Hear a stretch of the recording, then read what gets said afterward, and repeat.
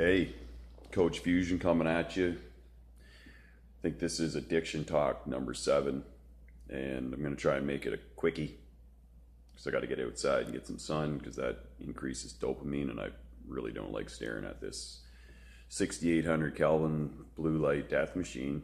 But these are things that are necessary to pass stuff on. So while technology is one of the things that is making our addiction epidemic skyrocket extremely fast and in a much more rapid fashion than it would be if we were living in a field somewhere and didn't have cell phones and Wi-Fi towers. So I was talking to one of my friends from the addiction world yesterday, and one of the things that I was mentioning to him was the fact that all the different medications and stuff that addicts are placed upon are done in such a haphazard fashion that it could definitely not be called, it cannot be called medicine. You got to have baseline values. You got to have a baseline if you're doing an experiment.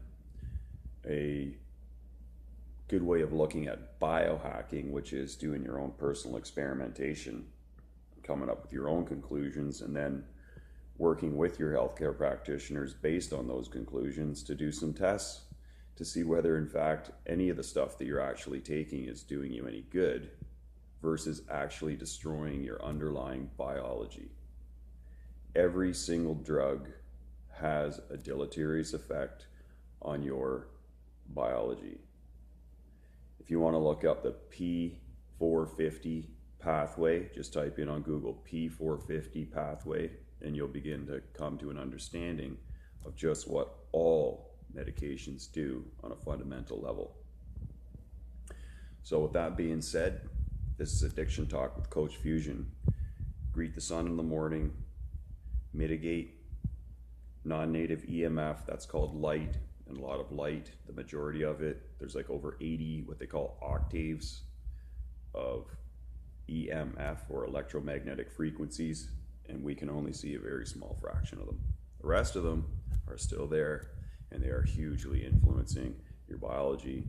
And addicts themselves are super sensitive individuals that have already had a massive amount of damage done to their physiology, and so this is even more important for the addict to pay attention to. But everybody that knows an addict will tell you, you can't tell an addict to do something or they're going to do the opposite. If you're watching this and you truly are an addict, you know that that's the truth, because you have a very sophisticated alibi system built up. And a sophisticated alibi system is that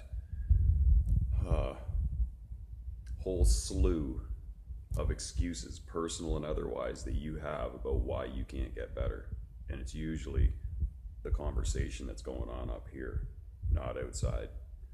You don't want to share your own sophisticated alibi system with anyone else except in bits and pieces, because then they'd figure it out and then point out to you that it's just a bunch of bullshit. So this is Addiction Talk with Coach Fusion. So get out there and take that day by the horns. Get yourself in nature. Throw away that phone. Get yourself a pair of blue night. You can actually go on blueblock.com or blueblockers.com, which is the original blue blocker site. You remember the old people wearing them, the big huge ones. Now they're like styling. I'm going to be ordering a couple of pairs. I think the cheapest one's around like in the high $20 range, and these things are absolutely a godsend to anybody that's an addict. Now I'm going to let you go. Later.